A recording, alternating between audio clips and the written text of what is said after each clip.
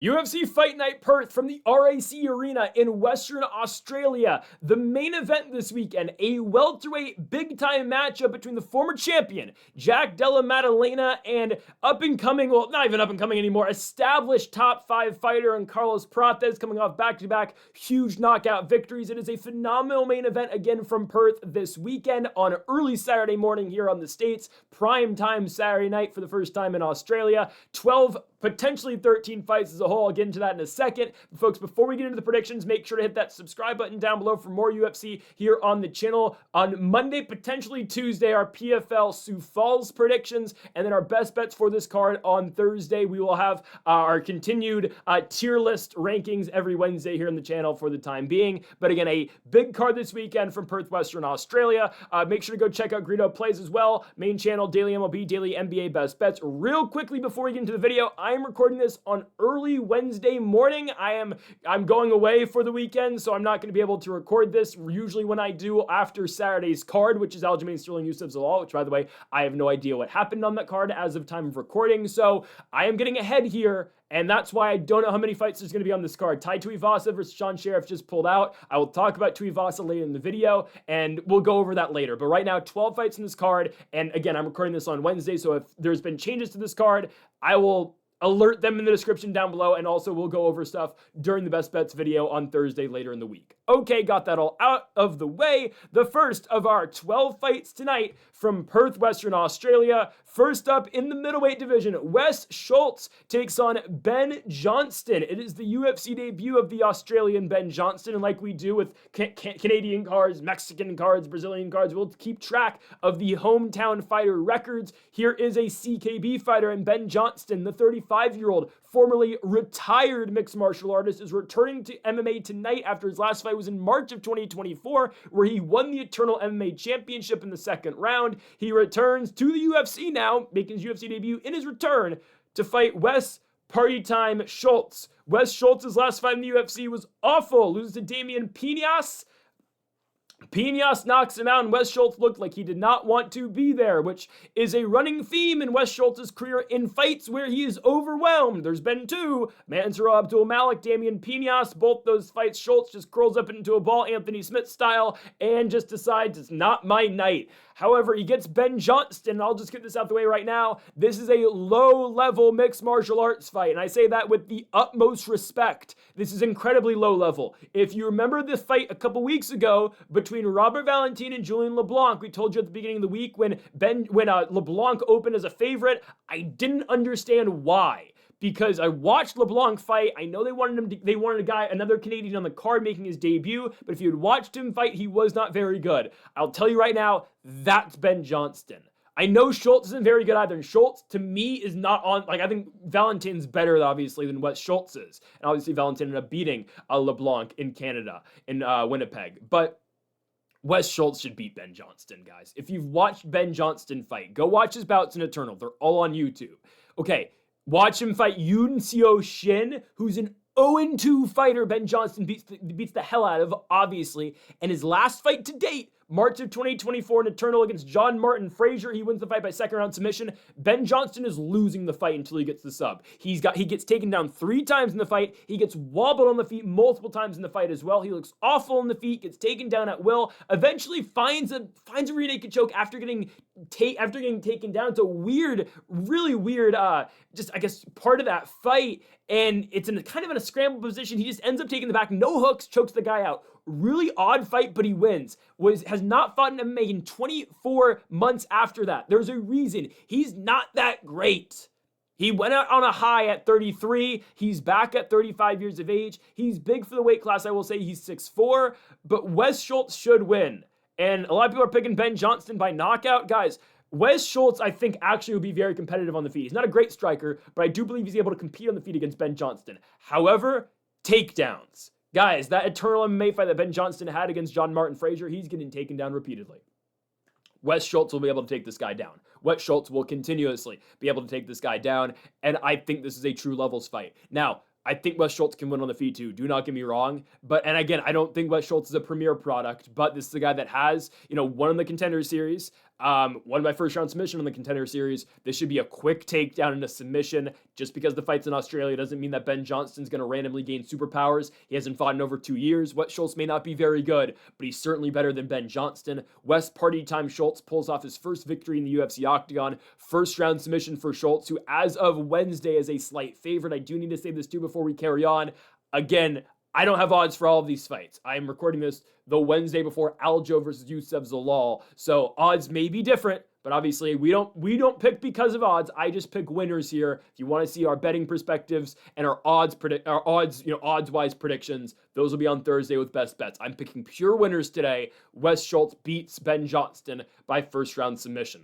On to our second fight of the night, we move to a matchup in the bantamweight division. Colby Thicknesse takes on Vince Morales. Vince Morales, who holds a UFC record of, and I had to really look at this because I didn't believe it at first when I made the graphic. Vince Morales is 3-8 in the UFC. It's a real stat. Now, it's two different stints in the promotion, but he's 3-8 in the promotion. His first fight of this second stint was against Taylor Lapilus.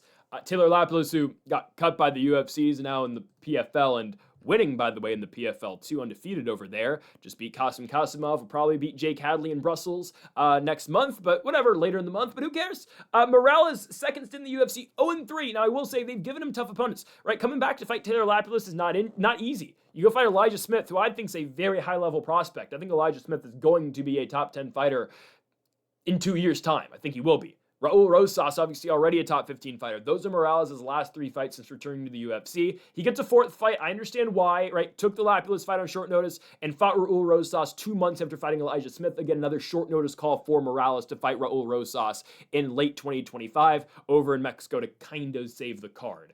So Morales 0-3 in his first stint in the UFC. His second stint in the UFC, I apologize. His first stint in the UFC, 3-5. Got cut after back-to-back losses in 2022 to both Jonathan Martinez and Miles Johns. And this is what I will say for Vince Morales. Fought some decent guys. Hell, lost to Chris Gutierrez before as well in the UFC. Song Yadong. He's fought some really good fighters. Has he been the most competitive in all of them? Well, I would argue like he was close and around against Elijah Smith.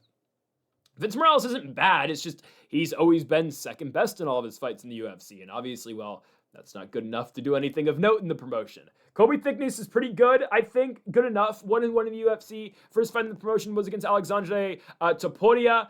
I think Alex Topuria is actually decent. I don't know. I want to see Topuria fight someone better than Bezkat Alkaman. And, I want to see Topuria fighting, top 25-ish guys. And hopefully that's next. But Thicknesse loses to Alex Topuria, then beats Josias Musasa in his last fight. Josias Musasa, though, I had high hopes for going into the UFC. He has been the opposite, man. First UFC fight got subbed, missed weight too, and got subbed by Carlos Vera, and then lost to Thicknesse in his second fight in the UFC. But a win is a win regardless for Colby. Wins the fight by unanimous decision. He wins pretty easily, right? I mean, I don't think there was much controversy that he won the fight 2-1 against Josias Musasa. Dominates the first round and has a dominant third round. I would say Musasa picks up the second.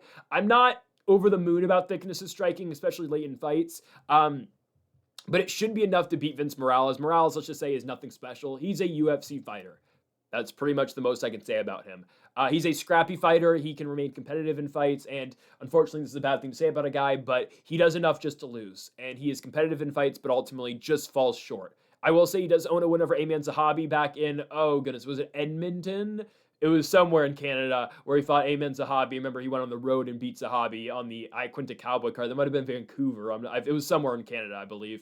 But he picked up whenever against Ayman Zahabi, who obviously is fighting on the White House card, and maybe we'll have Drake walking him out. I don't know. But that was only back in 2019. Since then, Morales has won 2 fights in the UFC. They're all from that first stint against both Draco Rodriguez and Luis Smolka. Beat Smolka by first round knockout, but obviously now it's 5 consecutive losses in the UFC. Yeah, guys, I can't pick him to win here. I think the takedowns and the wrestling out of Thicknesse will make a difference. We saw Raul Rosas and Elijah Smith both be able to go to the well multiple times against Morales in the takedown game and in the wrestling game, and I would expect the Australian to pick up the win here on the ground too, and again, with his wrestling. So that will send the Australian fighters to 1-1 on this card, because I'm going to be going with the hometown guy from New South South Wales, Australia, or at least the home country fighter in Colby Thicknesse to pick up the win. I liked his performance against Josiah Musasa enough. I think, the wrestling early in that fight was huge, and I will expect the wrestling to be a pretty big deal in this fight too. I'm going to take Thicknesse to win his second fight in the UFC and put up back-to-back wins in the promotion as well, with a unanimous decision victory over Vince Vendetta Morales. Unfortunately for Morales, this probably marks the end of his second stint in the UFC, and at 35,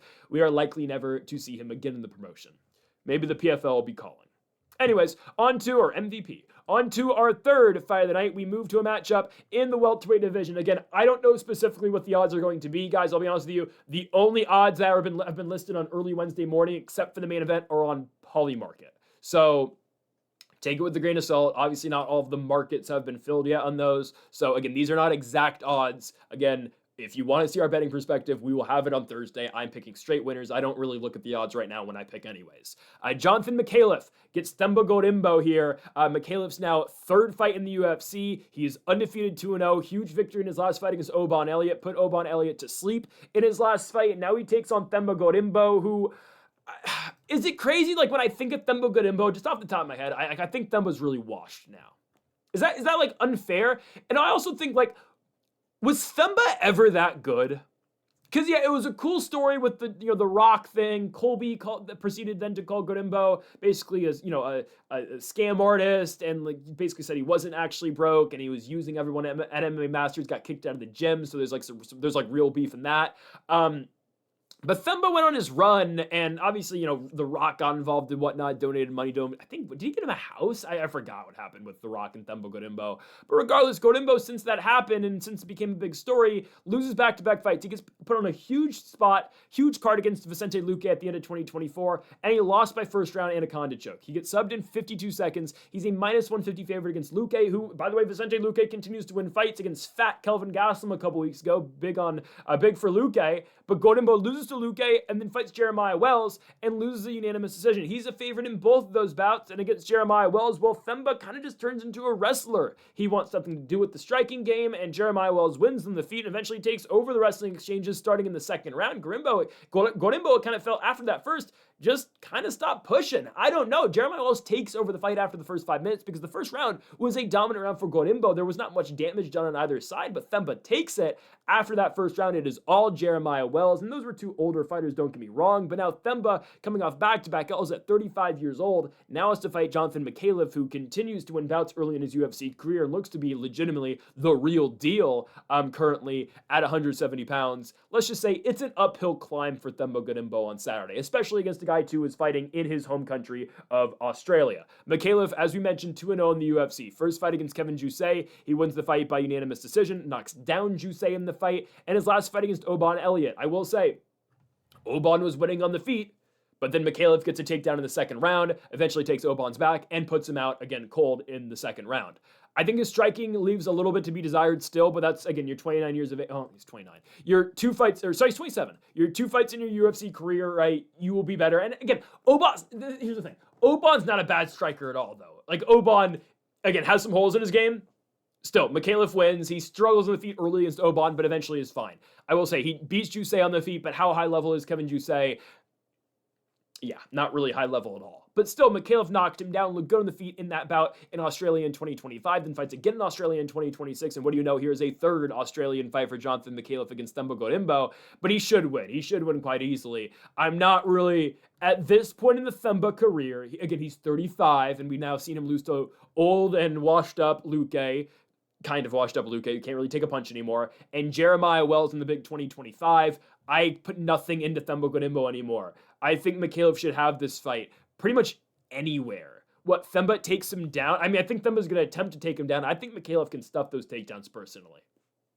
I know Themba has seen success on the ground against Ramiz Brahimaj, against Nico Price, some success against Jeremiah Wells, but that's the thing, again, his window of success against Jeremiah Wells was 5 minutes. It was one round, and then after that, Jeremiah Wells completely neutralized the game of Themba Gorimbo. I'm not telling you the Micallef fight's going to go exactly the same way, but Micallef's a guy who, I don't mind going deeper into the fights. I know, again, there are some spots in the Micallef game that could leave a lot to be desired. Do not get me wrong with that. But I still think in a 3-round fight, I'm taking him over Themba Gorimbo. I am. And in terms of pure wrestling, too, I think it would be difficult for Themba to take down Micallef at least repeatedly. He might get one, but can he repeatedly take down Gorimbo? I don't believe so. On the feet, again, am I sold on the Micallef striking game? No. I still think let me just put it this way.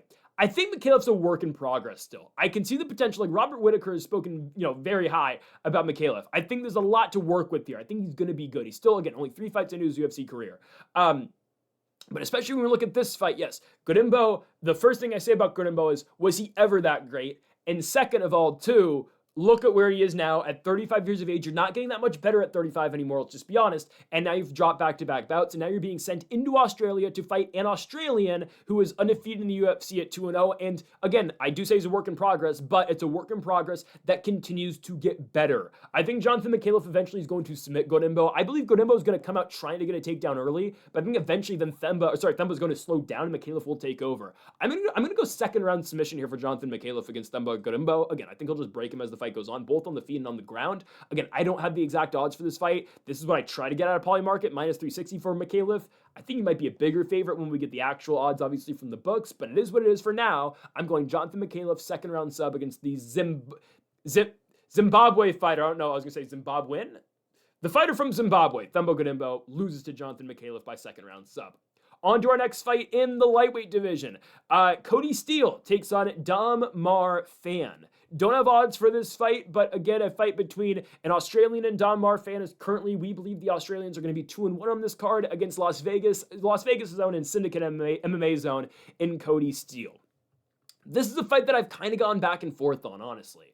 I've been very split on the winner of this fight, just because, okay, we look at Cody Steele's first fight in the UFC, it's an only fight in the UFC, it's Rongju. It's a really good fight, but ultimately, it's a good fight, but Rongju's winning. And Rongju wins every single round. So it's a good fight because Cody Steele never gives up and Cody Steele keeps throwing back. But the only real, actual competitive round in that fight's the first. And after that, Rongju just continues to take over. And Rongju quite easily wins rounds 2 and 3. And I thought Rongju won the first 2. But again, he does win the first round. But that's the most competitive one. Okay. Steele's just now in his second fight in the UFC. Last fought again in February of 2025 in Australia. So now he's back in Australia against Dam Mar Fan, who is Australian, if I'm not mistaken. Yes, from Queensland, Australia, who is making his UFC debut. I guess it's his UFC debut, because technically the fight that he had and the win that he had against Sang Uk Kim was for the Road to the UFC Championship, and technically that is categorized as a Road to the UFC fight. Okay. It was the championship fight, though, of Road to the UFC, and we predicted Dam Mar Fan to win, and that's exactly what happened. This is a guy who's 26 years of age still, fighting at 155 pounds, 5'11/6 feet tall. I see the potential in Dam Mar Fan. I do, right? Not a bad striking game. He can wrestle as well. Just an all-around, very well-balanced fighter who can get it done wherever. How does Cody Steele win the bout? Well, Cody Steele's only victory under the Zuffa banner comes from the Contender Series. It's obviously how he earned his contract back in October of 2024. Fought Chasen Blair and was able to TKO Blair in the second round. Again, not to put a wet blanket on things, but Chasen Blair has kind of always lost big fights in his professional MMA career. Just with all due respect, right? Chasen Blair got a chance on the Contender Series in 2025 and got knocked out by Samuel Sanchez in the first round as well. So, again, credit to Cody Steele for getting it done and earning a contract, but let's just say a win over Chasen Blair isn't the most impressive thing to do. Again, 4 guys have already done it in 11 pro fights for Blair so far.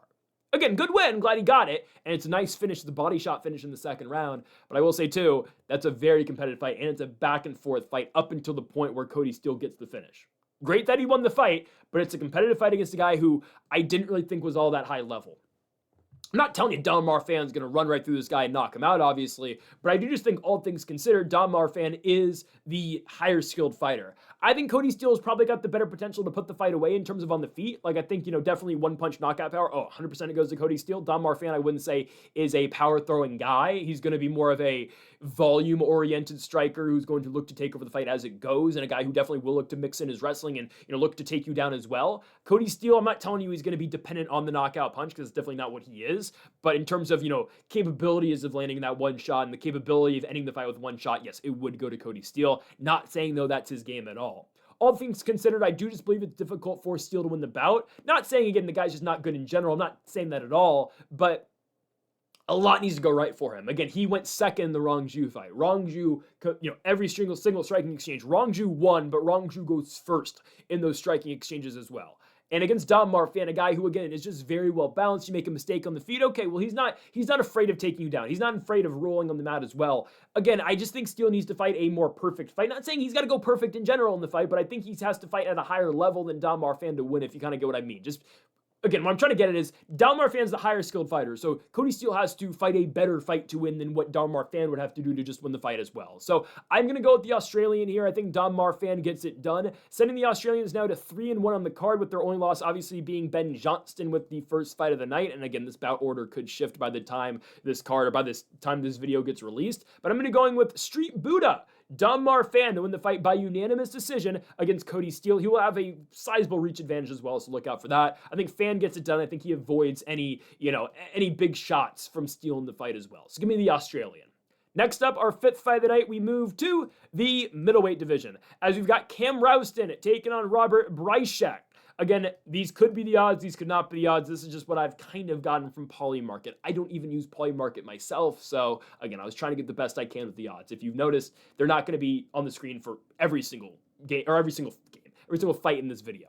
Cam Rowston, though, versus Robert Bryczek. Rowston's been pretty good in the UFC, right? I didn't know Rowston was going to be that good off the Contender Series, right? I'll be honest with you, I wasn't sold on Rowston going into the Contender. Like, before his fight, I evaluated his tape, and I really wasn't all that impressed. He ended up winning on the Contender against a very hard-hitting fighter in Brandon Holmes, then gets into the UFC, and he's looked great so far. Now, Andre Petroski wins great, and the victory, like, in terms of how he looked against Cody Brundage was great. Now, it is Cody Brundage, but Brundage, continues to continues to get fights in the UFC. What can I say? But Rowston, again, wins both those fights. So you can't complain if you are him. Wins on the Contender against Brandon Holmes. He did lose to Torres Finney the year before, and that's probably another reason why I wasn't as high on Rowston going into the Holmes fight on the Contender, but looks great, right? Drops Holmes 2 times in the span of 3 minutes, ultimately wins the fight by TKO, then fights Petroski and knocks Petroski out, and then the Brundage fight, I kind of expected him to get Brundage out there, get Brundage out of there earlier, but gets it done in the first 9 minutes, TKOs the guy,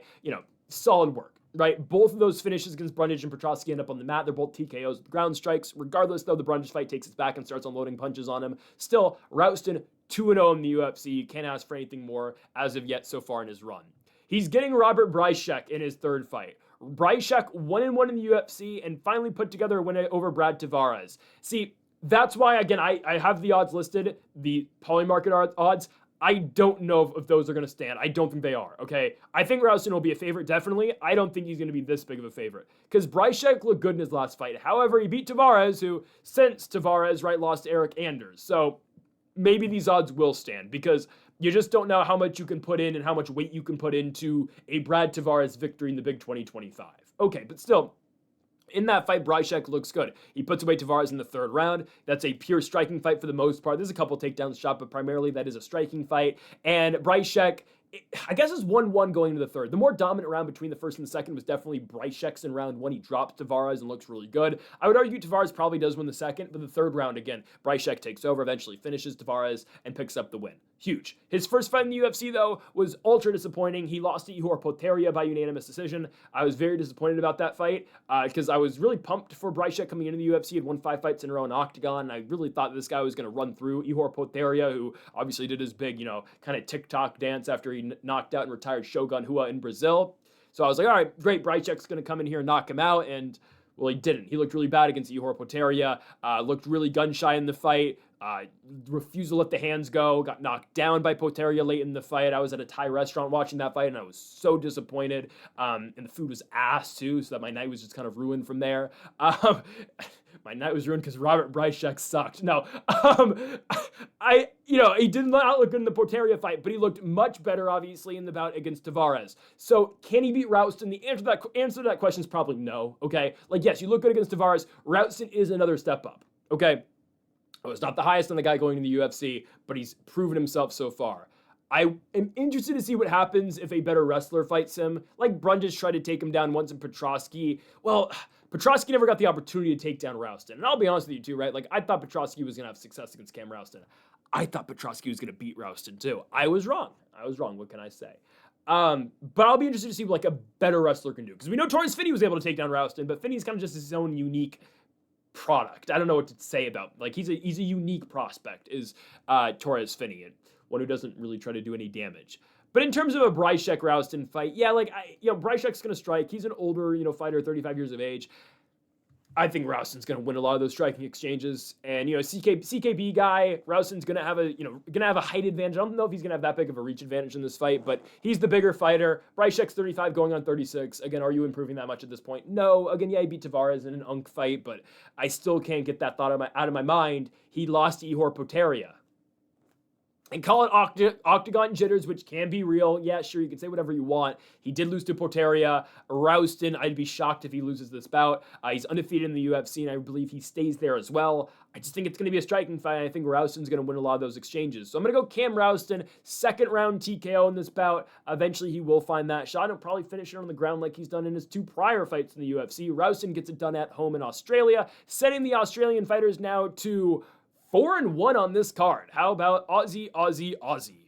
Next up, we move to our 6th fight of the night. Another Australian fighter. Hell, they're all over the card, obviously, as we've got Jacob Mamba Malkoun taking on GM3. He is inevitable. Gerald Meerschaert continuing to get fights in the UFC, and why not, right? GM3, a dependable guy on the UFC roster with a big record of 37 wins and 21 losses, but now on 4 consecutive losses, and the guy has been a loser in 6 out of his last 7 fights, but the one wins Edmund Shabazian, who's fighting the number 4 ranked middleweight in the world, and Brendan Allen in the Apex in just a month. Make it make sense, right? Whatever. And no, it's an easy payday for Brendan Allen, though. What can I say? If you're Brendan Allen, yeah, double up your money. Why not? Or at least your show money. Anyways, Jacob Mamba Malkoun versus Gerald Meerschaert here on the prelims. Malkoun coming off a huge victory against Torres Finney. An absolute levels fight, what can I say? I mean, there's no other way to put it. Malkoun completely showed that there were levels in that one. He took Finney down, said, okay, let's strike. I'm going to knock you down. I'm going to dominate you on the feet. It wasn't competitive. It was too much for Finney. We know the UFC was kind of just sour on Finney because of his performances and because of his lack of output and lack of damaged fights. So Malkoun gets rid of Finney, beats him by decision. And it's a dumb decision at that. Significant strike tally in favor of Mamba Malkoun, 117-27. And as a whole, Jacob Malkoun's been pretty good. Malkoun's been pretty good in the UFC. 5-3 in the promotion, but the losses, well, okay, one's Cody Brundage, where Brundage continues to fluke these bullshit knockout or bullshit decision, not even decisions. He's just, well, actually got one against Malik. Brundage is the weirdest UFC run ever, but it's a DQ loss for Malkoun against Brundage. His other losses, Phil Hawes in his first fight where he took on short notice, got chinned in 18 seconds, and then Brendan Allen. Guys, Malkoun's actually been really good in his UFC career, obviously brought in just because, well, Whitaker wanted him in the UFC, and it was in the pandemic, and the UFC said, sure, why not? We need fighters. But Malkoun's actually become a pretty solid product. Really solid product. 5-3, really should be 6-2 if the Brundage fight goes the other way. He was going to win the Brundage fight, by the way. I mean, that fight ended after Malkoun had a full round of top control, but he hit him once in the back of the head. It is what it is. By the way, how about Malkoun-Petrosky? What a weird fight. Petrosky runs into his hip and gets knocked out. It was so odd in Atlantic City, New Jersey. But Malkoun now is back against Gerald Meerschaert. Okay, I know there's always the threat of the scrappy vet Gerald Meerschaert victory where he just, he finds a way to win. It's GM3. Watch out. He's going to craft his way to victory. I don't know how he wins here, guys. What, GM3 is going to... I get his jiu-jitsu is really good, but man, Gerald Meerschaert hasn't gotten a takedown in 5 fights where he took down Shabazian and submitted Shabazian in the second round. I don't know what to say. Actually, he beat Barberena, so he's actually... Sorry, I have to apologize. He's lost 5 out of his last 7. He beat Brian Barberena. Big shocker. I just don't know how much left in the tank there is for Meerschaert. He's not a very good striker anymore. He got dropped in his last 2 fights where he got finished in both those in the first round. Olashechek knocked him out in the first, and then Dawkins knocked him down and then submitted him with the Darce choke, the Darce Knight, right, in the first round. Meerschaert's just really struggling at this point in his career. He's 38. He's had a lot of pro fights. Again, the pro record's 37-21. This is going to be walk number 26 into the octagon. I don't think this is going to be his retirement fight. I do believe they're going to give him one more bout, I think. Maybe not. I feel like the UFC's got to go back to Chicago soon. Well, they did it for a pay-per-view last year. They'll probably be back for Fight Night, or maybe they'll go back to Milwaukee for the first time since, the FS1 days in 2018 was the last... 2018 was the last Milwaukee card, right? They'll probably do one more. They'll probably do a card up north in the Midwest and the North and Midwest, and that will be Meerschaert's retirement fight. But maybe this is it too. What more does he have left? What more does he have left in the tank? And how does he beat Jacob Malkoun? Malkoun's gonna outstrike him. Malkoun. I don't know if Malkoun can purely out BJJ him, but the thing is, again, Malkoun's very good on top. He's got good top pressure, good top control. I don't think and again, it is GM3, he can catch you, but I just don't think a 38-year-old Gerald Meerschaert is going to be able to surprise Jacob Malkoun on the ground. And also, if you're Jacob Malkoun, why even let the fight on the ground? That's my thing. I don't think the fight's going to be put on the ground. Malkoun, he's a good wrestler, good grappler. We've known that. That's how he's came up in the UFC. But as we've seen in his last couple of fights, the striking game is evolving, especially against Finney. And when we see Malkoun against a fighter that's not on his level on the feet, which Finney was, which kind of is what Meerschaert is, yeah, I think Malkoun's going to finish him on the feet. It's kind of unfortunate the way GM3 is going out here, guys. But yeah, Jacob Malkoun, in my opinion, will knock out GM3 in the first round and make this one look kind of easy. So another Australian fighter wins at home. I'm going with the Mamba, Jacob Malkoun, to win by first round knockout against Gerald Meerschaert. On to our next fight in the light heavyweight division. We've got the Australians at 5-1. Let's see if now they can go to 6-1 as, here's a Tafa, brother. I think Justin's cut from the UFC, right? I'm pretty sure he is. But welcome in Junior Tafa. Again, I don't know the exact bout order, so this might be lower on the card. But as of right now, according to Tapology, this is the featured prelim. And the UFC's website has this as second to last. Okay, so Rowston, the UFC's website, has the featured prelim. I apologize if this is the wrong order, but obviously timestamps, as always, are in the description. Junior Tafa versus Kevin Christian. What a fight. Junior Tafa somehow still in the UFC with a whopping record of 6 wins and 5 losses. Again, 11 men have tried, and only 6 have been successful in beating Junior Tafa. Guys, I can break down previous fights and all that. The name of the game here is, and it's really simple, can Kevin Christian get the fight down and submit Junior Tafa, or will Tafa land a bomb and knock him out? As in every Tafa fight, that's kind of how it goes. Some Tafa fights, obviously, between both Junior and Justin, it's, oh, well, can you out-volume them? Can you just, kind of gas them out and eventually finish them? Or also, can you take them down, like what Carl Williams did to Justin Tafa? Well, can Kevin Christian do that? The Tafa bros, we know, don't really have a ground game. They are just big. Well, again, Tafa's at light heavyweight. Junior's at light heavyweight now, but used to be heavyweight. They just, kind of throw hard on the feet, have power, but usually don't win. Junior Tafa's 2 wins in the UFC are against Parker Porter, who lost to both Tafas, and Sean Sheriff. Sean Sheriff one was a TKO win. Yes, the UFC was going to have Sean Sheriff fight Tai Tuivasa on this card. We will again talk about Tuivasa in a little bit. I believe, in a couple fights we'll talk about Tuivasa, just go over potential opponents. I'll go over it very briefly. But Junior Tafa's lost back-to-back fights. He goes down to light heavyweight after the victory over Sean Sheriff, who obviously is extremely low level. He fights Tuco Tacos, where he's a minus 250 favorite in his light heavyweight debut. He loses by arm triangle submission because Tuco Tacos continuously took Junior Tafa down. Let's remember, Tuco Tacos was extremely low level, at least thought as extremely low level at the time.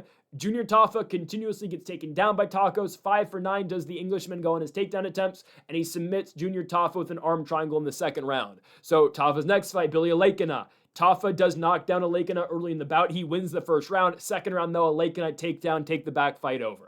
Okay, guys, the blueprint is out on how to beat Junior Tafa. You take him down and you submit him. Why would you even try to play on the feet with the guy? So the question is now not, will Kevin Christian look to take him down? Will Kevin Christian strike with him? No. The question is now, and this is what you have to answer for this fight, can Kevin Christian successfully land a takedown? If the answer is yes, take Kevin Christian. If you don't believe that answer is yes, you believe it's no, take Junior Tafa. That's the simplest way I can break this fight down for you. Kevin Christian's first fight in the UFC last fight, when his first fight was also Billy Alekina. That was in November of 2025. So Alekina obviously fought Tafa after his win over Kevin Christian. Christian loses the fight by first round submission. Alekina knocks him down and then eventually takes his back and submits him. Christian is primarily a BJJ guy, you would think, kind of. He does have some striking skills. I think his striking is a little green still. We thought that going in the Contender Series, but his grappling's really good. He just needs to be competitive enough on the feet and make it look close enough on the feet, or at least get close enough in the striking range to the point where eventually he can get a takedown or get close enough to get a takedown, drag the fight down, and look to submit Junior Tafa. That's the name of the game here if you are Kevin Christian. We know Tafa has a lot of power, but he's got no takedown defense, so I guess pick your poison here. I'm going to go Kevin Christian. Now, I don't think Kevin Christian's that great. Alekina's not bad either, and I thought Alekina was going to beat Kevin Christian. And Christian's win on the Contender Series was Francisco Meza, where he won the fight by triangle armbar in the second round. We're going to learn a lot about Kevin Christian because Kevin Christian's pure wrestling isn't good. His BJJ is good. His striking's okay. I don't love him standing there and trying to bang, obviously, with Junior Tafa for 15 minutes. So it comes down to the takedown. It's a game, part of the game of Kevin Christian that I don't love. I think he'll win. Do not bet the fight. Bet the under, and we'll get to that on our best bets. I think the under is definitely playable here because either Christian can get the submission or Junior Tafa is going to knock him out. But in terms of a victor, of a winner, I will hesitantly go Kevin Christian. And again, if Christian's able to follow the game plan, because I'm sure this is the game plan, and I will say, Kevin Christian's a massive human being. He's 6'7", and he's got an 80-inch reach at 205 pounds, which is absurd stuff. Okay, but again, intangibles and height and weight, and height doesn't win you fights purely when you fight in MMA. You have to actually apply that height to your advantage. Kevin Christian, if the fight goes to plan, which he knows will be the game plan, he will take down Junior Tafa and he will submit him. So I'm going to go with what the game plan will be for Christian. The only question is now, can he execute on that game plan? I'm going Kevin Christian to beat Junior Tafa by first round sub, sending the Australians to 5-2 on the card. On now to our next bout, we move to which could potentially be a banger in the featherweight division as Jack Jenkins takes on Marwan Freaky Rahiki. Freaky Rahiki is back after 6 weeks? 5 weeks? Freaky Rahiki's back in the octagon, picked up a huge and very fun win over Harry Hardwick. And now Rahiki, after fighting in the Apex, and I said at the time, I don't know why a fighter like this is fighting in the Apex. I wanted him on this card. I thought, it's a shame he's going to miss this one. No, he gets a short notice fight against Jack Jenkins. Jenkins also gets a short notice call to fight at home. So someone from Australia's got to win this fight, obviously. But it's a big-time fight and should be a really great fight to kick off the main card. Freaky Rahiki is Moroccan, but obviously now trains in Sydney. Only 23 years of age, a very fun prospect because of what he offers in the striking range, just in the striking exchanges. He throws a lot of spinning stuff. He's going to throw different elbows. He can throw different angles at you. Just an all-action type of fighter who's got a lot of weapons at his disposal. Again, watch out for Freaky Rahiki. Watch this fight coming up. Watch this guy fight before he got in the Contender Series with his fights in Hex and Beatdown. He looked great. Won on the Contender Series, had that fun fight against Harry Hardwick, which we expected Freaky Rahiki to dominate. And Hardwick, Hardwick stays in there, and Harry Hardwick's going to get now the label of, he's just a really tough guy, which obviously is like the worst thing you can have as a pro MMA fighter, as a UFC fighter, when the commentators just love saying you're tough. But it was a tough fought fight. Obviously, Freaky Rahiki eventually breaks Harry Hardwick. On the flip side, Jack Jenkins will be taking on Freaky Rahiki here. Jenkins as well from Australia. This will be walk number 7 for Jack Jenkins. And he's 4-2 in the UFC. And one of his losses is the Chepe Mariscal loss where, his arm basically just broke in the fight.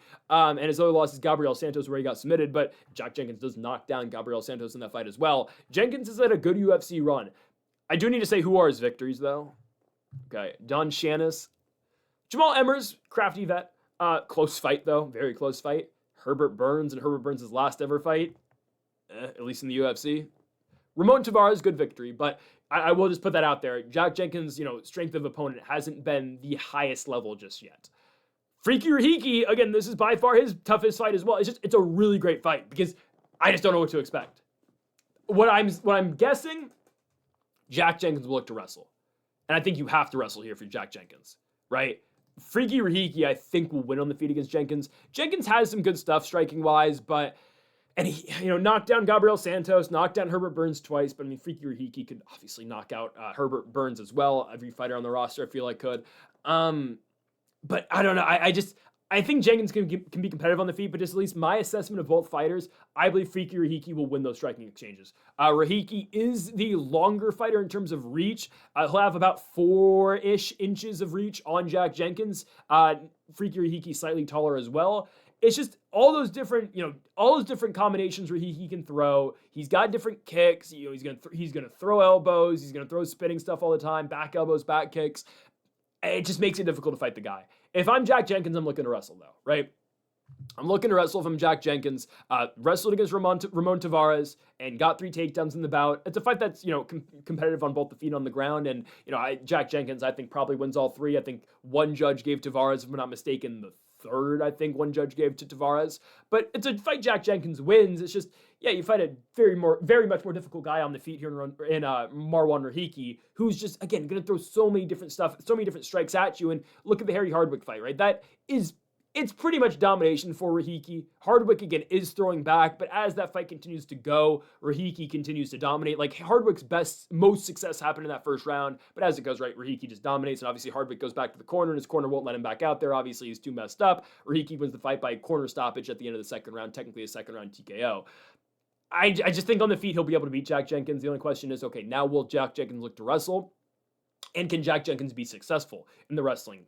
I'm going to say no. I think Rahiki knows that's coming. I know it's a short notice fight for Marwan, but at the same time, it's a short notice fight for Jack Jenkins. We will find out just how good Marwan Rahiki is, because yes, he was expected to go through Harry Hardwick, his contenders series fight against Nias Malumba, who's now in, was he booked for PFL? I thought he was booked for PFL, at least UAE Warriors. It's a fight that Rahiki was supposed to win as well. This is a difficult fight. I'm excited to see regardless who wins the contest. I'm going to go Freaky Rahiki to win by TKO. All of his wins are by TKO. Or one by submission, but all of them are inside the distance. Someone's probably getting knocked out. If it's Jenkins winning, it might be just, WrestleFest. I'm going Marwan Rahiki second round TKO. I think eventually he finds that shot. Eventually he's going to put down Jenkins, and he will win. Freaky Rahiki gets it done. Next up, we go on to the heavyweight division, a big-time fight between Shamil Gaziev versus Brando the Balkan Bear Pericic. Someone's getting knocked out, and for Brando Pericic, it's a chance. Oh, by the way, Australian fighters now, I guess, let's just say they're 6-2, because one of them has to win in that fight, so, the crowd will be happy regardless of who wins that last fight. But Pericic versus Shamil Gaziev, a huge opportunity for Pericic to reach into the top 15, as Shamil has been in the top 15 for quite a bit now in the promotion. Currently ranked number 15. Again, it's a chance for Pericic to break into the rankings here with a victory. I'll just say it, I think he's going to get it. I think he's going to, be a ranked fighter. I don't think Shamil's horrible. I mean, obviously Gaziev is most known for his disastrous performance against Jairzinho Rozenstruik in the Apex, where he became the first fighter in UFC history to lose because he ate too many hamburgers prior to the fight. He seriously just quit because he was too exhausted, and he didn't condition well enough going into the fight, which is absurd, but it's just what happened to good old Shamil in that fight. Gaziev since beats Dontel Mays, fat unathletic heavyweight, beats Thomas Peterson, can wrestle, but not a great heavyweight, and then fought Waldo Cortez Acosta. It was kind of messed up for Gaziev because he was booked to fight Sergey Spivak 3 times, and, both Gaziev and Spivak exchanged, dropping out of the fight, and Gaziev then gets to fight Waldo on 36 hours notice. Waldo flies across the world, makes weight, 8 hours before the fight, and just comes into China and knocks out Gaziev and gets out of there. Knocks the guy out in 80 seconds, give or take. Sorry, not China, Qatar. Yeah, and that's obviously that's Waldo's big ascent, obviously through the rankings. He'll be getting Volkov in a couple weeks on that pay-per-view in Newark. I can't wait. Actually, that's next week. Oh my goodness, I can't wait. So excited for, obviously, Hamza versus Sean Strickland. But it's just a really rough go of things for Shamil Gaziev because Waldo knocks him out. Again, Shamil's UFC run can be described as he's good enough to beat the unathletic fat heavyweights. And Gaziev's kind of that himself, but he's, again, a tier higher than those guys. He's slightly better than, again, the Thomas Petersons, the Dontel Mays, Martin Budai when he was still in the UFC. But when he fights, like, actual athletes and actual, decent fighters, he will lose. So he's just a gatekeeper to the top 15. And Brando Pericic, although he's only had 2 fights in the UFC, my goodness, have they been somewhat dominant. No, they have been dominant. What can I say? Both fights did not get out of the first 2 minutes for Pericic. He knocks out Alicia Ellison. It was the UFC debut for both Ellison and Pericic. We didn't know much about either fighter going into the bout. And, well, we learned a lot out of Brando Pericic. Looked great in the fight, dropped Alicia Ellison, and really didn't give Ellison a chance in that fight. Second fight in the UFC for Pericic in England. Goes and fights Louis Sutherland in March. Knocks out Louis Sutherland in the first round. Pericic is legit. He's got really good hands, and the guy packs a punch. Okay, I'm telling you, he is legit. His only professional loss was his 3rd pro fight in Hex against a 13-3 fighter. Again, his 3rd ever fight was against a 13-3 fighter for the Hex Fighting Championship. it is what it is. What can I say? Again, a third pro fight, you fight for the Hex title. I didn't love the fact going into the UFC, though. He fought 2-0-0 fighters, and before his UFC debut, the Ellison fight was originally supposed to be a Contender Series fight between Pericic and Ellison in Vegas, but they just moved it to the pay-per-view or to the fight night in Australia because they wanted another Australian on the card. And now here we go. Pericic is about to crack the top 15, and Alicia Ellison, well, I'll get to Alicia Ellison in a second. You'll see why in a minute. But I think Pericic is going to beat Shamil Gaziev. I think he's going to. Gaziev, he's getting older. He's 36. Is a Dagestani, but not great. Can wrestle, but I think Pericic is strong enough to stay out of those takedowns. We saw the Jairzinho fight, right? Shamil gets a takedown in the first round, but after that first, doesn't do much with it. Wins the round, but obviously can't do anything. Can't get a takedown post that first round. Continues to get stuffed. Gas tank's not the best. Chin now just got knocked out by Waldo in November. He's not fighting an unathletic, lowly ranked guy. That's what I will say. Pericic is legit, and Brando will come in here and knock Shamil out in the first round. I think so. Maybe Shamil fraud checks him, but I just don't see it. Pericic, another CKB guy. I think he's faster than Shamil. I think he hits harder than Shamil. And yes, Gaziev will have a puncher's chance. That's what heavyweight fighting is. But ultimately, the overall better fighter actually is Brando Pericic, and I think the UFC's found a really good prospect in him as well. 6'5", 80-inch reach. I mean, credit to Gaziev, 6'4", 78-inch reach. But this is a fight, in my opinion, that the Balkan Bear wins. I'm going to go with Brando Pericic to pick up his third win in the UFC and already cracking in to the top 15 of the UFC's heavyweight rankings. I'm going to go Pericic again, first-round knockout win against Shamil the Blob Gaziev. That sends the Australians now to 7-2, and here we go. Tai Tuivasa. So as of right now, as of Wednesday, April 22nd, there is no fight for Tai Tuivasa. On Tuesday of this week, Tai Tuivasa's opponent, Sean Sheriff, pulls out of the fight with, it's a fractured nose. I will say we were going to pick Tai Tuivasa by first-round knockout, obviously against Sean Sheriff. Sean Sheriff arguably is the worst fighter on the UFC's heavyweight roster, and, well, given where Tuivasa's at this point of his career, they just want Tai to win a fight. Tai has now lost 5 consecutive bouts to, albeit, top 15 guys. Cyril Gane, Sergey Pavlovich, Alexander Volkov. Sorry, he's lost 6 straight fights. My goodness. Gane, Pavlovich, Volkov, Marcin Tybura, Jairzinho Rozenstruik, and Taliesin Teixeira. And I still will say this too. Whoever scored that fight for Tai Tuivasa over Jairzinho Rozenstruik should never watch mixed martial arts ever again. But it's now 6 consecutive losses for Tuivasa. The fight against Taliesin Teixeira, one of the worst fights I've ever seen. It was awful. It was just the peak of unathletic heavyweight fighting. And the UFC said, okay, well, we're back in Australia. We need Tuivasa on the card. We need him to win so we can have the shoey. He hasn't won a fight since February of 2022 where he fought Derek Lewis and won, which is crazy now, thinking about everything. But who can you get Tuivasa a win against? They book him against Sean Sheriff. Sheriff pulls out. Now the UFC is scrambling to find a heavyweight to fight him. I will say again, I'm assuming by now, by the time this video's out, there's an opponent announced for Tuivasa. In the description, under the timestamp, I will write a little piece about who I believe is going to win with Tuivasa's next fight. Again, I'm not going to go too far into it right now because I just don't know who it's going to be. My guess is Alicia Ellison.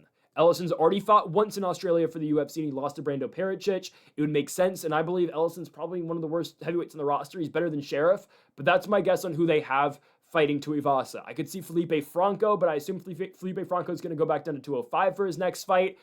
And I don't really know if there's another heavyweight on the roster that could fight Tuivasa. I thought about, maybe Max Jimenez or Alan Fry, but both those guys just pulled out of fights recently. Jimenez has got a broken foot, and Fry's injured as well, so those are 2 low-level guys that can't fight. Denzel Freeman maybe got knocked out by Josh Hokett with the middle finger early in January of this year, but I don't think that's a fight that he would take and at least, get because he just got knocked out. Austin Lane could be a fight. Lane's, lost 3 in a row, probably won't be in the UFC anymore, just went down to 205, got knocked out recently, but the UFC doesn't really care about clearance anymore. They might just say, oh, sure, Austin Lane, go out there and get knocked out. If you want one more fight, go fight Tuivasa. My best guess is, my number 1 guess is Alicia Ellison. If not, they will sign a random regional bum, and they'll let Tuivasa pick up a big win at home and get a shoey, and give Tui then the option to retire, and if he doesn't, they'll say, okay, well, all right, we're going to feed you to, I don't know. Hey pal, go fight Mario Pinto, who should have gotten Felipe Franco out of there, but looked like crap, whatever. That would probably be Tuivasa's next fight if he doesn't just lose or doesn't retire after this. But maybe the UFC wants to keep raking in money on Tuivasa. So actually, you know what? I want Tuivasa Steven Asplund. That's what I want next. Please book that. Okay, next up, let's move on to our feature fight of the night in the flyweight division. Tim Elliott takes on Steve Erceg. A huge time fight in the flyweight division. Steve Erceg coming off of a, let's just say, uninspiring performance against the Picasso of MMA and O'Day Osborne. Yeah, it was just, man. It was not a good fight for Erceg. I will continue to tell you this. I believe O'Day beat Steve Erceg. I really believe O'Day won the bout. Erceg does nothing in that fight, guys. O'Day knocks down Erceg in the first, and I believe O'Day won the first two. Erceg wins the third because, well, he takes down O'Day and does no damage. The question is here, who wins in the striking exchanges? Because, and now, like I asked at the beginning of the video, I don't think it's completely fair to say this about Erceg because I'm going to compare him to Themba Gorimbo, but I said this earlier in the video about Themba. Was Gorimbo ever that good? It's an honest question, okay? Now I have to ask it about Steve Erceg. Was Steve Erceg ever that good either? He hits hard at 125 pounds, but we haven't seen really good striking out of him since the Pantoja fight. And this was a case where, I believe it, the UFC rushed a prospect too soon.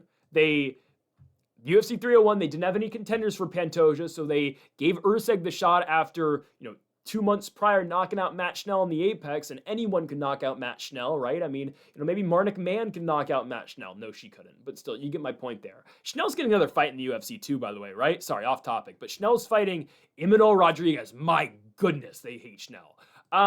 But Schnell just beat Jimmy Flick 2 fights ago, so what do I know? But anyways, Erceg gets a win off of Schnell, and they give him a title fight. Fights Pantoja. Why does he wrestle late in the fight against Pantoja? Nobody knows, but he loses. Okay, go get Kai Kara France. Everyone was high on Erceg because of the Pantoja fight, and then Erceg gets chinned against Kai Kara France in the first round.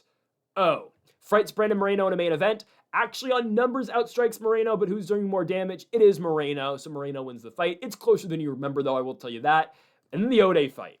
And that's why I say, again, is Erceg as good as... Was he ever that good?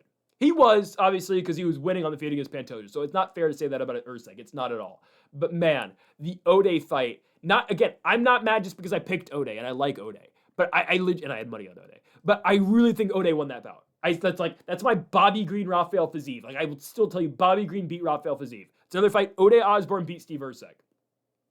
Damage-based scoring. O'Day did more damage. So here's the thing about Tim Elliott. Tim Elliott's coming off a massive victory. Crafty veteran, 38 years of age, 39 now, my goodness. Crafty veteran just beat Kaya Sakura. Kaya Sakura's UFC career has not gone well so far. The UFC is going to really try to get him a victory in Macau later in the month against Cameron Smotherman. Well, he will probably win up at 135 pounds. But Tim Elliott beats Kaya Sakura. He submits him in the second round. We had the under 2.5 in that fight. I thought it was going to be Sakura knocking out Elliott, but whatever. It was Elliott getting a sub. And now back-to-back submission victories for Elliott going into this bout with Erceg. He had submitted Sumadarji in the Apex, and then obviously picked up the win against Kaya Sakura after being out for 2 years in Chicago last summer against submitting Asakura in the second with the guillotine choke. On the feet, in striking exchanges, we were told and we thought that Asakura was going to beat Tim Elliott. That's a very competitive fight on the feet. And the question now is here: can Steve Erceg beat Tim Elliott in a striking fight, in just pure striking? Can Astro Boy, I guess his nickname is, can Erceg win? I don't know. And pure wrestling-wise, I know Erceg needed to wrestle against O'Day, but can Erceg stop the takedowns of Tim Elliott? I don't know, man. I know he's 39, but guys, I'm sorry. I gotta go Tim Elliott. Since the minute this fight was announced, I was like, oh, I'm taking Tim Elliott. I'm so down on Erceg. If Erceg wins, then great. Erceg's back. You can actually promote him to fight a top 5-ish guy next. Perfect. Let him fight Albazi. Someone's got to pick up a big win, right?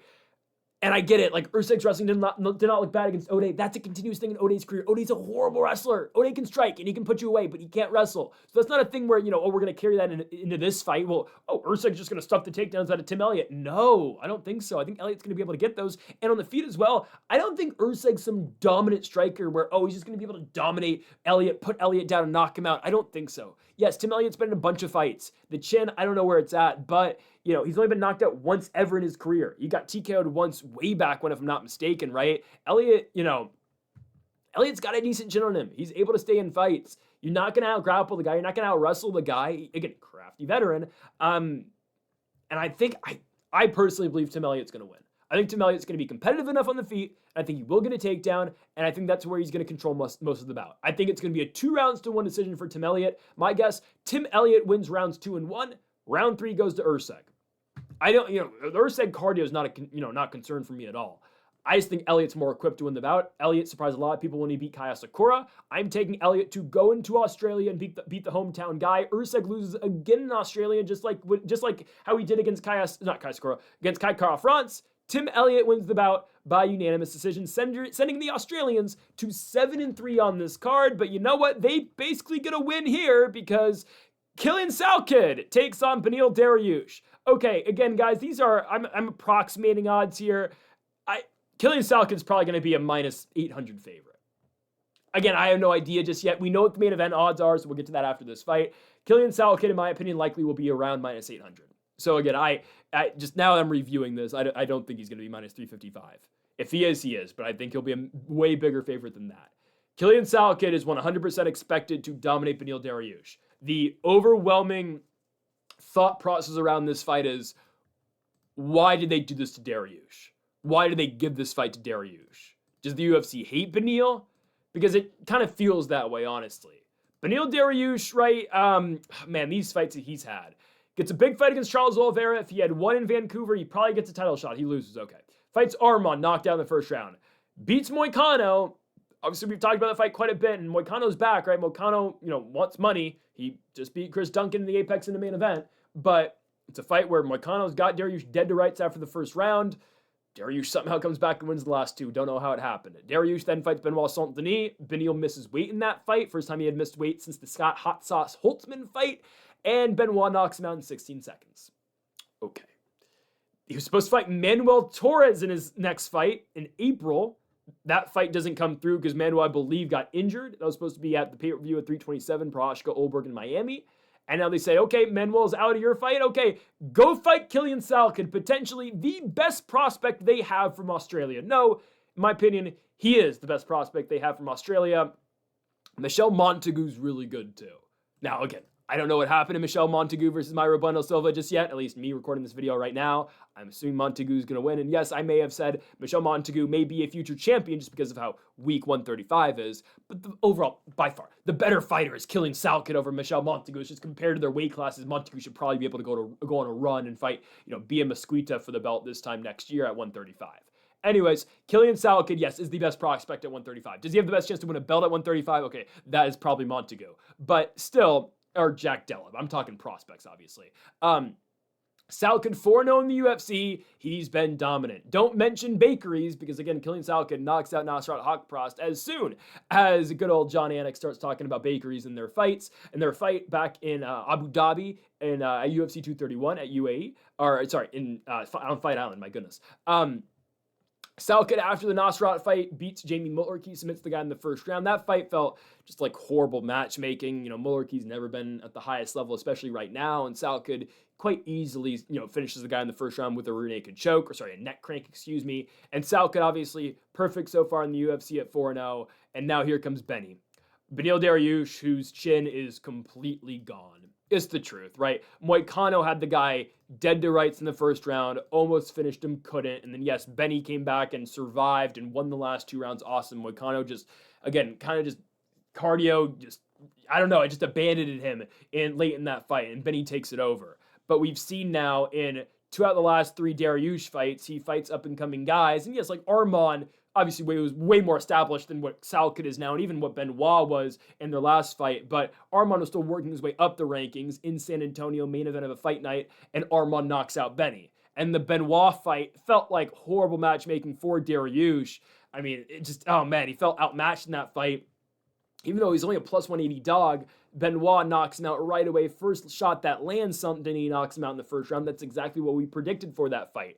And now Dariush is back. It's not a lot of time off, man. I mean, again, I guess it's November, so it's been 6 months. Actually, that's enough time, right? The golden rule usually is 6 months after getting knocked out, then you should be fine to have another fight. Your chin should be fine 6 months after getting knocked out. But Killian Salkilld hits really hard. And you know why this fight was made. It's a co-main event, but this fight was made to make a name for Salkilld to build his name off of Dariush. It's the truth. It's what they just did with Benoit. You know, I respect Benny, and Benny doesn't. If you could say anything about Dariush, he doesn't say no to a fight. That's apparent. Look at the fights he keeps taking. He should not be fighting Killian Salkilld, but he takes the fight, and here we are. Great. He doesn't stand a chance. It's a 36-year-old Benny who is slower on the feet, right? Chin is not good, and he doesn't really move his head anymore. Again, Beneil at his best, when Beneil beat Mateusz Gamrot in October of 2022, I thought he was going to beat Charles Oliveira. I was wrong. I was very wrong, okay? I'm not afraid to admit, the many fights I've gotten wrong, obviously, but we've gotten many more fights right? I'll never be afraid to admit where I was wrong in that fight, right? Benny was at a high in 2022, but he was 32 then? It's just you're older, you're not the same. Salkilld hits like a truck. His grappling isn't bad either, but obviously, in this fight, considering the current chin that's on Beneil Dariush, I believe Killian Salkild's going to knock him out. And seriously, yes, this is the best prospect in the UFC from Australia. Brando Pericic is really solid too. Again, Michelle Montagu is fighting in a weak weight class. Maybe she can make a run. Again, who knows what happens in the Mayra Bueno Silva fight? That just obviously what happens. I don't yet. But I'm going to go Killian Salkilld to knock out Beneil Dariush in the very first round. It's going to be nasty too, man.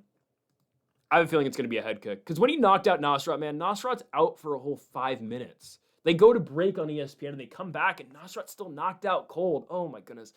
I just hope Betty's not seriously hurt after this fight, man. Because I like Dariush. Dariush is a good guy, but this matchmaking is just brutal stuff. Yeah, give me Salkilld. First round knockout is pretty easy.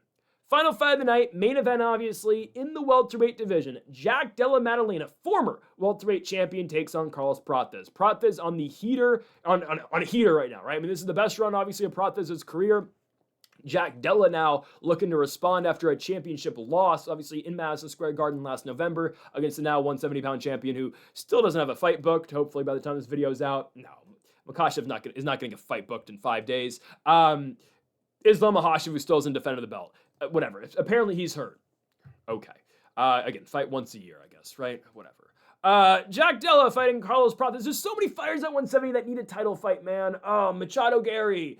Hell, Usman. Michael Morales. Oh, my goodness. Anyways, the belt's just once a year. Jack Della, Carlos Prates. And that's why, again, I'll just say it right now. I picked Islam to beat Jack Della. Obviously, I expected Islam to win the fight. Wasn't a shock to me when Islam did what he did to Jack Della Maddalena. But I told you going into the fight, for the betterment of the sport, we need Jack Della to win. Because why? And Prates needs a title fight too. This would have been a title fight if Jack Della would have won. Probably he would be fighting Ian Gary. But still, right? The belt would have been active. And now with Micallef, the belt's defended once a year. Oh, whatever. Jack Della Maddalena, 18-3 as a pro. Obviously lost his first 2 pro fights, so he won 18 consecutive bouts after, and then obviously just took his third L to one Islam Makhachev. Islam's great, don't get me wrong, right? Like, I have Islam very high on the GOAT list. Maybe I will share my GOAT list on the channel one day here. But Jack Della Maddalena, former champion, beats Bilal Muhammad. Kind of a weird, not a weird title fight, but like weird how it was set up, right? Bilal was supposed to fight Shavkat Rakhmonov. Rakhmonov gets injured, doesn't fight. Jack Della then comes into a title fight against Bilal after beating Gilbert Burns. He was off for a whole year and a half, or year and a couple months. Fights Bilal, beats Bilal, then immediately gets Islam Makhachev in a title defense where obviously he loses. But the Jack Della that showed up against Bilal was great. Outstrikes Bilal Muhammad, right? Stuffs the takedowns out of Bilal, made it a boxing fight, and wins it. If I can say anything about Jack Della, I don't know where his takedown defense is beyond just the Islam fight, obviously, with the Gilbert Burns fight. But honestly, no. He defended takedowns quite well against Bilal Muhammad. Got taken down 3 times, but kept the fight on the feet for the most part. So actually, I'm not too concerned about the wrestling game. I would say, if he fights Sean Brady, maybe I'd be a little bit concerned. But still, no, I'd expect JDM to beat Brady quite easily, actually. Like, I'm just not giving Bilal enough credit right now. Bilal's great, okay? And I expect Bilal to roll through Bonfim in a month, okay? I don't think that fight's going to be close at all. As long as Bilal's not washed, which again, we'll get to that fight in about a month's time. But that's a stacked Apex card, by the way. But Jack Della Maddalena is great. He is really good. And obviously, there will be no wrestling in this fight. I will be shocked if anyone attempts a takedown. If anyone, it will be Jack Della. I think Jack Della is going to look to strike with Prates. And about Carlos Prates, again, run of his career. Back-to-back knockout wins on pay-per-view main cards, right? Jeff Neal knockout victory at UFC 319 in Chicago, spinning back elbows Jeff Neal and knocks him out cold. Puts him out immediately before Neal even hits the canvas. Neal then lost to Uros Medic after that, right? That's the fight where, oh goodness, who was in the crowd yelling that Saif Saud ruined Jeff Neal's career? Why am I blanking? It was this former Fortis guy, obviously. Regardless, maybe Saif Saud has ruined every Fortis MMA fighter's career. I don't know. Again, maybe we'll look into that someday. But Carlos Prates knocks out Jeff Neal with the spinning back elbow and then runs into Leon Edwards. And the Leon Edwards fight, absolutely nasty. Knocks out Leon Edwards with a straight, puts him down, knocks him out. We thought Prates was going to win the fight. I didn't think Prates was going to win the fight like that, though. However, I think it's getting forgotten about. Carlos Prates lost a decision to Ian Machado Gary. It was short notice for both the guys in Des Moines, Iowa, right? That's in Des Moines, Iowa, right? No, it was Kansas City. Des Moines, Iowa was Santag and Figueiredo. Yeah, they did back-to-back Midwest cards. Anyways, or flyover state cards. Regardless, Prates fought Machado Gary in a main event in Kansas City, and Ian Gary beat him. It's a 5-round decision where, yes, Prates starts to take over late in the fight, but Ian Machado Gary wins the first 3 rounds, and I personally thought Machado Gary won the first 4. The only round that I gave Carlos Prates was the 5th, because, yes, he had Ian Machado Gary in a world of hurt. Thought potentially maybe Prates was going to be able to get the finish late in the fight, but Ian Machado Gary survives and wins, my opinion, 4-1 for the Irishman. We're not that far removed from that fight, though. And I think that's what's important going into this one. That fight was a year ago. Yeah, Prates looked great, and Prates fights a lot. So he fights in August, fights in November, wins back-to-back bouts. It was a year ago Ian Machado Gary outstruck him. And not to put a wet blanket on the Prates run, but he beat Jeff Neal, who just lost to Uros Medic, who Medic is great, but we're not talking about Uros Medic to fight for the title next. So, again, And Leon Edwards, who hasn't won a fight since the Colby fight, where Colby broke his foot in the first round, / Colby, unfortunately, is kind of washed up and no longer in the rankings for the first time in forever. Oh, my goodness. He shouldn't be in the rankings, but still. You beat Leon, who obviously is past his prime. It's just clear at this point after the, the disappointing performances against Bilal, Sean Brady, and Prates back-to-back. How much can we put in a victory over Leon? Again, when you put fighters who aren't at Prates' level in front of him, he will win. He will knock them out. Jack Della Maddalena is the real deal. Jack Della Maddalena has never been knocked out since his first fight ever in 2016, so that doesn't count. Jack Della's got a good chin. Jack Della's got a good striking game. And again, Ian Machado Gary, who I get it, is a stylistically different striker than Jack Della is, sure. They're different builds, right? I mean, Ian Gary, much more long, lanky guy. He's going to be in and out, right? Not going to let you hit him as much. Sure. Jack Della, not afraid to brawl, but again, he can stay on the outside as well. I get it. They're different type of fighters. But just a year ago, Ian Machado Gary outstruck Carlos Prates in 4 straight rounds en route to winning a 4-1, unanimous decision. I think the public's a little down, too down in Jack Della Maddalena. I understand his wins are only against older fighters, right? Gilbert Burns, Bilal Muhammad. And then before that, he fought a very close fight against Kevin Holland. And Basila Fez was before that, which was way more competitive than at least we thought it was going to be going into the bout. I understand. But Jack's body of work is still really good. It is. Jack's got good hands. He's got crisp boxing. Again, if the fight hits the mat, I think Jack Della has the advantage, but I just don't think it's going to. I think Jack Della at home is going to look to strike the entire time. And that's another thing too, right? Like, Della Maddalena's at home. Jack Della's at home in Australia. It can go both ways. You talk about it all the time. Like Derek Lewis has said before, he hates fighting in Houston because he's at home. He's got to provide tickets for everybody, and he's got to, be focused on different things. And I think it was, it was Shane Burgos said he loves fighting at home because he gets to sleep in his own bed and he just gets to drive to the arena, right? So it's just different perspectives on, different perspectives on fighting at home. Jack Della is from Perth. It's not like he's from, I don't know my Australian geography, but I'm pretty sure Brisbane and Sydney, I believe, I could be wrong, are very far from Perth. I've never been to Australia. I don't know my geography well, but I'm pretty sure at least Brisbane is pretty far from Perth. It's not like he's from Brisbane, or it's not like he's from, let's just say, I know New Zealand's far. It's not like he's from New Zealand, right? And you got to get on a plane and you got to come to Perth. He lives in Perth. He will likely sleep in his own bed the night before the fight. It's an interesting perspective because, again, you see it from both sides. I don't think it matters that much. I think Jack Della is going to win. I think he's going to. I will also say it's a primetime fight in Australia. We are used to Australian crowds kind of being, dead, just kind of just waking up because they usually fight on Saturday mornings. No, this is a primetime fight on Saturday night.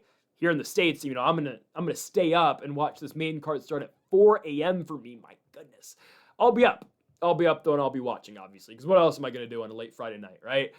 So I'll be watching, but it's a primetime bout in Australia. I think Jack Della gets it. In terms of the fight, I think Jack Della is able to land first. We've seen Prates before be a little, hesitant to pull the trigger. I know, again, he comes out and gets the knockout against Leon. I will say in the first round, it's a close fight, and Leon does take Prates down. So again, it's there, and holds Prates down too, so it is there for Jack Della.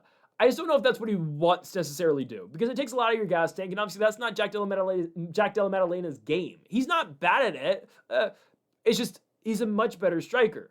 But, I mean, we did see him, oh goodness, it was Ramazan Ameev, right? I might be butchering his name. Yeah, no, it was Ramazan Ameev. No, sorry, it was Randy Brown where he subbed. Ramazan Ameev, he body shotted him. He TKO'd him with the body shot. But it was the fight against, Ramazan Ameev actually took down Jack Della. It was the Randy Brown fight where he subbed Randy Brown, but it was after a knockdown, yeah.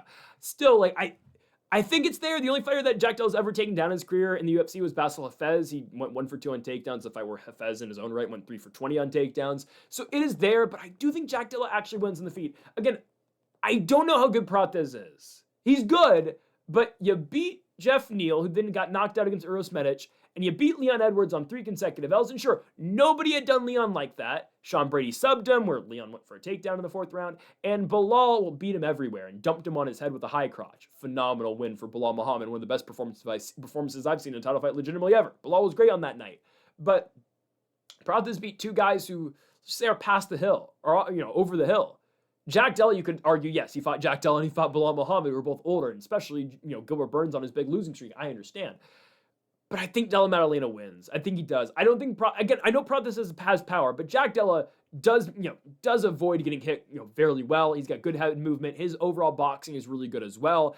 And he's not going to be, it's a standing target for Carlos Prates. He's not going to be target practice for Prates either. And I think Jack Della, I think a lot of people are underestimating Jack Della too much here, just because he looked defeated at the end of the Islam fight, right? I mean, there's a big difference. People kept making the comparisons of Jack Della in the 5th round against Islam, or the 4th round against Islam, compared to DDP in the 5th round against Hamza. Right? DDP's like hyping up the crowd and still believing in himself, and Jack Della, after the 2nd round, kind of thought, oh well, I'm going to lose a decision, or I'm going to get subbed. Credit for Jack Della for staying in the fight for 25 minutes, but yes, it was an uneventful and an uninspiring end of the fight for Della Maddalena, 100%. I think we are forgetting, though, how good this guy is. He is a former champ for a reason, and I do think Jack Della Maddalena will win enough rounds in the feet. Prates has one-shot power, but I don't think Jack Della is going to get hit all that clean, at least not that often in this bout. I think Jack Della is going to do enough, and I also think it's in Jack Della's best interest to extend the fight, and I'm going to go decision victory for Jack Della Maddalena. I think Prates will win rounds, 100%. I'm going 48-47. I think you're going to see like 49-46, 48-47, 48-47 for Jack Della Maddalena. It's going to be a competitive fight, but I do trust in Jack's hands enough to win the bout. If he needs to wrestle, I think it will be there. We'll see, but I expect Jack Della Maddalena to win in most of the striking exchanges, and I'm going to go with him to take it by decision. As long as he goes first, you cannot wait on Prates. You have to go first. Yes, Carlos can counter-strike you. I understand, but it's in his best interest to walk forward, because we've seen what Prates did, obviously, to both Jeff Neal and Leon Edwards. But if Prates knocks out Jack Della, yeah, give him a title shot too. So, but you win this fight, you get a title shot in 2027, because that's the next time Islam will be fighting. So, or whatever. And maybe Ilya finally gets a shot at 172. I don't know. I'm going with Jack Della Maddalena to win the fight. That will send the Australian fighters to 8-3 on the card, if I'm not mistaken. No, I'm missing a fight. What Australian did I miss? Oh, no, Salkilld won. 9-3. 9-3 for the Australians on this card, as I'm taking Jack Della Maddalena in the main event. The only Australians I took to lose in this card, Steve Erceg, Junior Tafa, and, of course, in the opener, Ben Johnston. Folks, that'll do it for our UFC Fight Night Della Maddalena versus Prates full card predictions. If there are any adjustments made to this card, I will update it in the description down below, especially with the likely new Tai Tuivasa fight. So be sure to be on the lookout for that. We'll be back on Monday, probably Monday or potentially Tuesday, for our PFL Sioux Falls predictions, and then back on Wednesday with another tier list that we keep doing weekly here on the channel, and then on Thursday as well for our Thursday or Friday for our best bets for this UFC Perth card as well. Folks, thank y'all for watching. Make sure that subscribe button down below for more. Next week, a loaded pay-per-view card with Khamzat Chimaev and Sean Strickland in the main event from Newark, New Jersey. I can't wait. Folks, thank y'all for watching. Make sure that subscribe button down below for more. Make sure to leave a like if you did enjoy the video. Folks, thank y'all for watching. And Mamba forever.